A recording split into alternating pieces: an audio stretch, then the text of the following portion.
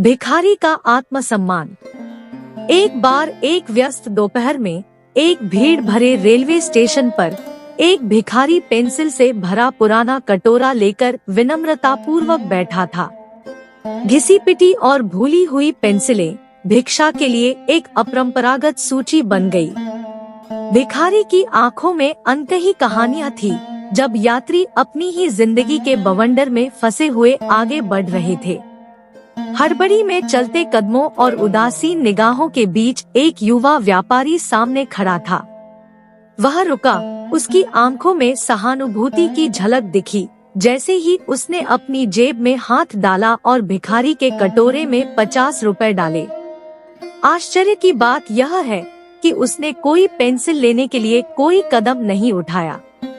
इसके बजाय स्वीकृति के सूक्ष्म संकेत के साथ वह प्रतीक्षारत ट्रेन की ओर बढ़ता रहा।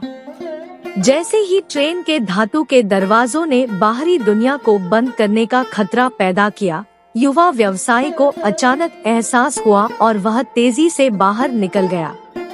उसने अपने कदम भिखारी की ओर बढ़ाए, जो आश्चर्य और जिज्ञासा के मिश्रण से देख रहा था। व्यापारी ने मुट्ठी भर पेंसिलें उठाईं और घोषणा की, मैं कुछ पेंसिलें लूंगा। इन पेंसिलों की एक कीमत होती है। आखिरकार आप एक व्यापारी हैं और मैं भी। उत्सुक होकर दर्शकों ने इस अनोखे लेन देन को देखा। वह युवक, जो अब मुट्ठी भर पेंसिलों से लैस था, ठीक समय पर तेजी से ट्रेन में वापस आ गया। दरवाजे उसके पीछे बंद हो गए, जिससे भिखारी में जिज्ञासा की एक नई भावना आ गई और वह अनोखी घटना उसकी स्मृति में अंकित हो गई। डिब्बे के अंदर व्यवसायी के सहकर्मियों ने अजीब खरीदारी के बारे में आश्चर्य करते हुए उसकी ओर देखा। मुस्कुराहट के संकेत के साथ उन्होंने समझाया, इन पेंसिलों की एक कीमत है मेरे दोस्तों। इस भिखारी की कहानी में जो दिखता है उससे कहीं अधिक है।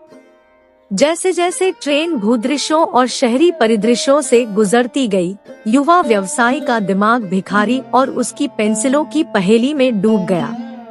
एक बार जिज्ञासा के पहिए घूमने लगते हैं, तो वे शायद ही कभी रुकते हैं।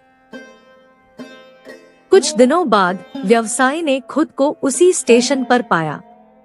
भिखारी वही था, उसकी पेंसिल का कटोरा अभी भी उसके पास था। व्यापारी इस बार उद्देश्य से उसके पास आया। मुझे अपनी कहानी बताओ, उसने उन पेंसिलों में कैद मूक कथा से उत्सुक होकर अनुरोध किया। भिखारी, अनुभवी और बुद्धिमान, अपनी कहानी को उजागर करना शुरू कर दिया। उन्होंने बताया कि प्रत्येक पेंसिल उनके जीवन का एक अध्याय, उनकी यात्रा का एक हिस्सा थी। वे केवल लेखन उपकरण नहीं थे, वे उसके संघर्षों और विजयों के गवाह थे। प्रत्येक ने समय के एक क्षण को चिह्नित किया।